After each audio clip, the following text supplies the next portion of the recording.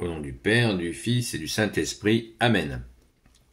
Troisième partie donc sur le semeur, qui est vraiment pas inutile parce que nous avons tous à travailler ces aspects. On est au verset 22, chapitre 13 de Saint Matthieu, et on a déjà abordé des précédents. Donc chapitre 22, Jésus poursuit son explication à lui-même. Les versets que je suis en train de lire, ce sont les explications de Jésus lui-même, notre seul enseignant, ne l'oublions pas. C'est rare dans l'évangile quand Jésus se donne la peine d'expliquer. Là, il le fait directement à ses apôtres. Donc là, on est scotché. Merci Jésus. Du grain est tombé dans les épines, c'est celui qui a écouté la parole et qui pourtant ne donnera pas de fruits. C'est que les préoccupations du monde et la séduction de la richesse sont venues étouffer cette parole. En fait, ça, c'est la partie 2, je l'ai déjà expliqué. Excusez-moi, je poursuis au verset 23. Mais il est toujours bon de se le rappeler. Du grain enfin a été semé sur la belle terre. Voilà celui qui écoute la parole et l'accueille en lui. Il va donner du fruit et produire peut-être 100, peut-être 60, peut-être 30 pour un. Wow. Du grain a été semé sur la belle terre.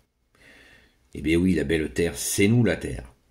C'est nous la terre qui accueille le grain, la graine qui donne accès à la vie éternelle. Hein, ne l'oublions pas.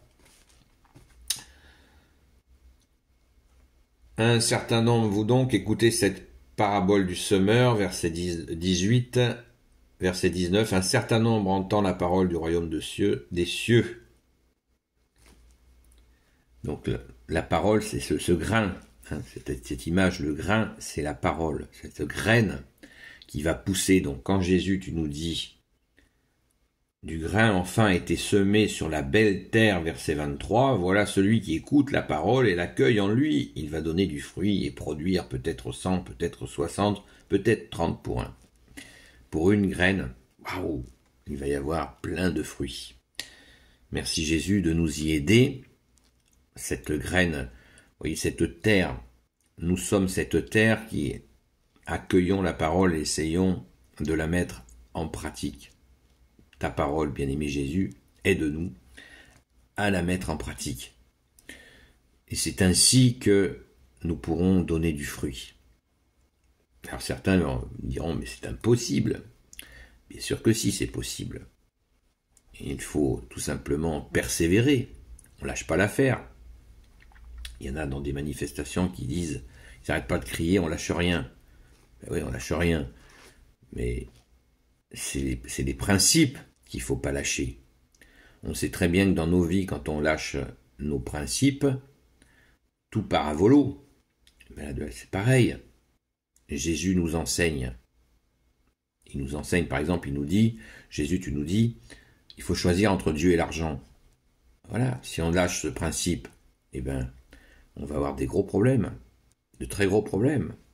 On va choisir l'argent, et puis, tôt ou tard, nous allons rendre l'âme, et le bilan, il sera pas terrible, parce que nous aurons choisi l'argent. Il faut justement, c'est ça la bonne terre, c'est faire les bons choix de façon à développer l'accueil, déjà l'accueil de Jésus, notre seul enseignant, on va se laisser guider par lui pour faire de belles choses. Car quand nous nous écartons de toi, bien-aimé Jésus, on fait que des conneries. C'est une réalité, hein. Moi, j'en ai fait un paquet, hein. Merci Jésus de ton pardon. Et en retrouvant Jésus, on retrouve la vie. Car Jésus est le chemin, la vérité et la vie. Et il nous faut confier nos journées, nos nuits, pour l'accueillir et ainsi pouvoir poser des actes qui soient des actes qui nous font donner du fruit. Dans une autre parabole, Jésus nous dit on ne trouve pas du raisin sur des épines ou des figues sur des chardons. Voilà.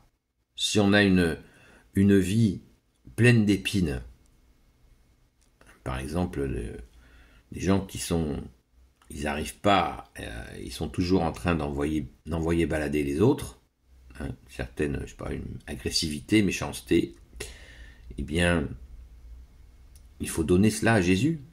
Si c'est votre cas, donnez cette misère que vous avez, cette agressivité, vous la donnez à Jésus. Vous allez à l'église, au tabernacle, un genou au tabernacle ou un genou à terre et demandez à Jésus de vous libérer de cette agressivité. Voilà. Si on a par exemple de la colère, on se met en colère, on est soupolé, on se met en colère pour un oui ou pour un non. Comment donner du fruit si nous nous mettons en colère pour un oui ou pour un non? Si on est irascible, etc., etc. Quand on a des défauts, on n'est pas obligé de vivre toute la vie avec les défauts. Jésus est venu pour nous libérer de ce qui nous empêche justement d'avoir une bonne terre pour donner du fruit. Et ce sera du bonheur, alors que de produire que du rejet des gens, c'est... Si on se fait rejeter parce que les gens rejettent Jésus, c'est autre chose, ça fait partie du chemin. Jésus nous a dit que le disciple n'est pas plus grand que son maître. Jésus a été rejeté. Des fois, quand nous parlons de Jésus, nous sommes rejetés. Et alors, c'est pas grave, ça n'a rien à voir. Là, je parle de nous, de nos défauts, nos difficultés, notre colère, notre éventuelle agressivité ou notre fainéantise, ou je sais pas, moi, nous avons la liste des défauts, je vais pas la faire. Mais Jésus nous aide à dépasser nos défauts, nos limites.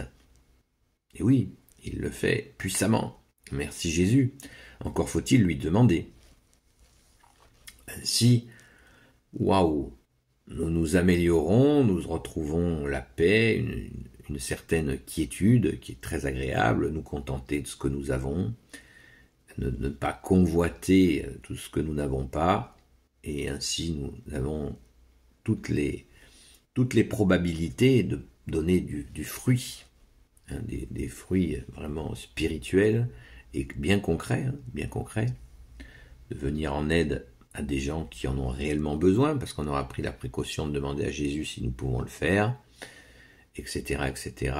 Et voilà, en semant l'amour de Jésus, eh bien, nous récolterons une belle moisson de beaux fruits, et on sera très fiers de cela, en remerciant Jésus, parce que tout aura été par sa grâce, et le jour où on fera notre passage, on laissera notre corps pour rejoindre, nous espérons le royaume des cieux, eh bien, ce sera un grand bonheur, une grande joie de pouvoir rejoindre Jésus dans son royaume des cieux. Amen. Alléluia. Voilà, pensons-y. Cette parole du sommeur, voilà, trois petites vidéos. C'est pas du luxe, car nous avons besoin de le méditer et surtout de le mettre en pratique, parce que cette semence, cette graine que Jésus a déposée en nous, il nous faut la faire croître, mais en restant accroché à la vigne, au sarment, enfin non, pas au pied de vigne. La vigne, le pied de vigne, c'est Jésus. Nous sommes les sarments, Jésus dit dans une autre parabole. Et si on ne peut pas donner du fruit sans lui. Comme Jésus, tu nous le dis et tu nous le répètes, vous ne pouvez rien faire sans moi. Le sarment, il ne peut pas aller porter du fruit sur un autre pied de vigne. Jésus est le pied de vigne, le cep de vigne. Et nous sommes les sarments, et c'est justement sur nous que pousse le fruit. Mais nous restons sur le pied de vigne, que tu es Jésus, bien-aimé.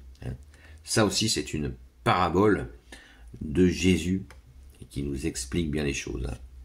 La vigne entière, elle appartient à ton Père, Jésus, et le cep de vigne, eh bien, c'est toi, bien-aimé Jésus, et nous sommes sur le pied de vigne, et nous y restons, notamment en le confirmant en allant à la Sainte Messe tous les dimanches, en priant le chapelet, et ainsi nous restons fidèles. C'est très important, c'est fondamental, et merci à Jésus et Marie, Saint Joseph, Sainte Marie-Madeleine, de vous bénir selon ta sainte volonté, ô Jésus. À très vite.